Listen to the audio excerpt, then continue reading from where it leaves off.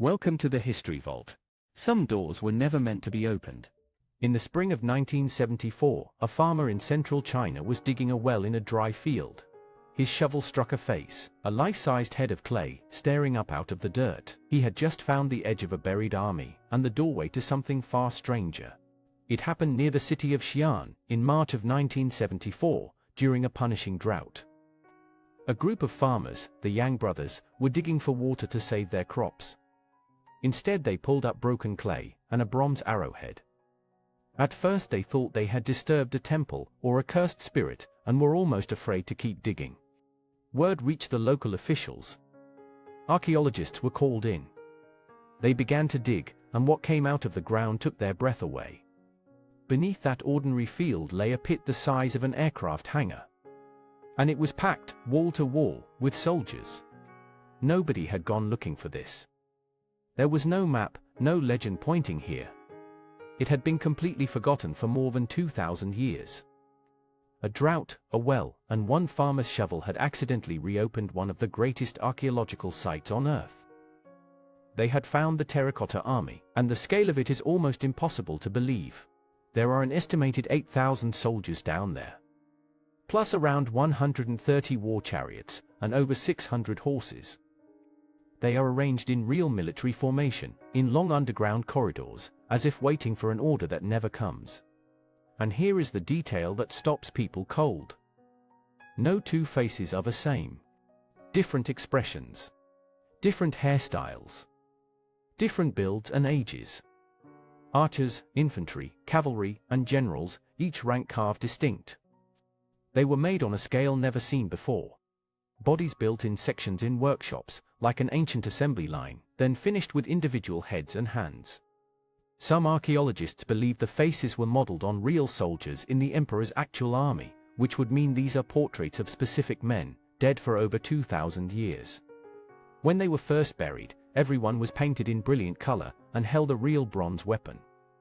Some of those blades were still sharp 2,000 years later. And the warriors were only the beginning.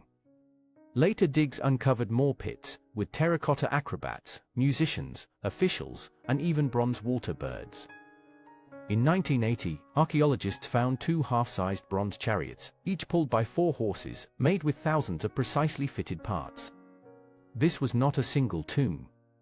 It was an entire buried empire, spread across an area of nearly 60 square kilometers. But the army was never the point. It was a guard. The real question is, guarding whom? Every soldier faces outward, protecting a single tomb. And the man buried inside it changed the world. His name was Huang. In 221 BC, he conquered the warring kingdoms and became the first emperor of a unified China. He standardized the writing, the currency, the laws, even the width of the cart axle so every road matched. He connected a string of older walls into the first version of what became the Great Wall of China. He was a visionary and a tyrant. He reportedly ordered books burned and scholars killed to control what people could think. He survived at least 3 assassination attempts. And he was terrified of exactly one thing he could not conquer: death. So he built himself a second empire to rule in the afterlife. The clay army, the officials, the horses, the entertainers, a whole world to serve him beyond the grave. His fear of dying is the reason this tomb exists, and it may be the reason he died. Huang became obsessed with living forever. He sent entire expeditions across the sea to search for a mythical elixir of immortality. His court alchemists brewed him tonics that were supposed to make him immortal. Many of them contained mercury. Historians now believe those mercury pills, the ones meant to grant him eternal life, are what slowly poisoned him and killed him in 210 BC. The man who could not accept death may have been killed by his own desperate attempt to escape it. And building his tomb had already consumed the country. Ancient records claim it took around 700,000 laborers, working for close to 40 years. He began building his own tomb when he was just 13 years old, the moment he took the throne. He spent almost his entire life preparing for his death. And according to the ancient historian, many of the workers and childless concubines were sealed inside the tomb when it closed, so its secrets would die with them. And then there is the tomb itself, which has never been opened, because of what one ancient historian wrote about it. The great historian Sima Qian described the tomb about a century after it was sealed. He wrote that the emperor was laid beneath a map of his entire empire, with the great rivers and the sea recreated in flowing liquid mercury. He described the ceiling set with pearls and gems to form the stars, and crossbows rigged to fire automatically at any intruder who broke inside. For centuries, it all sounded like pure legend. A story that grew taller with every retelling. Then modern scientists tested the soil directly above the tomb mound, without ever digging in.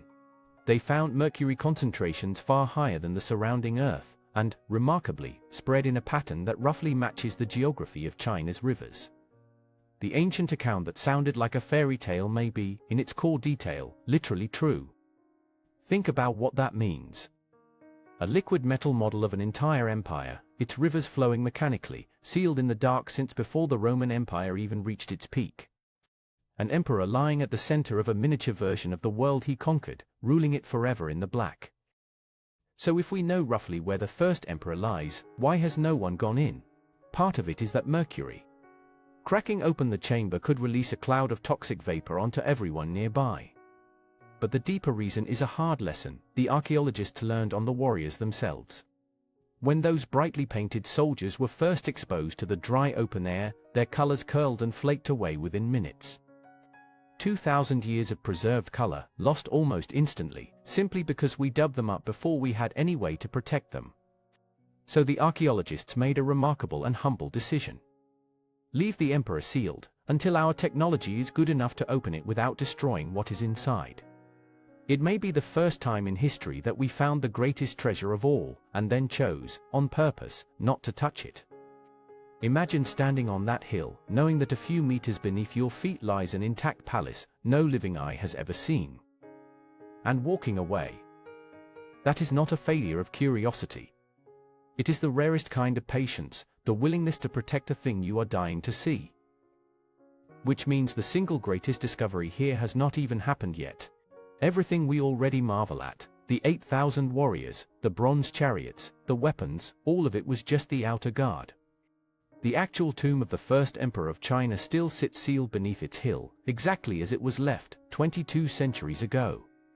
Whatever Sima Qian described, the rivers of Mercury, the star-filled ceiling, the recreated map of a lost world, may all still be down there in the dark.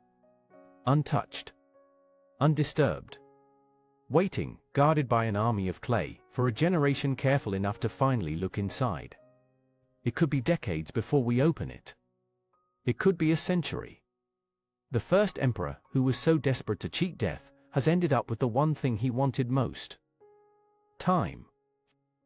A farmer looking for water found 8,000 soldiers, and woke up the tomb of the man who invented China.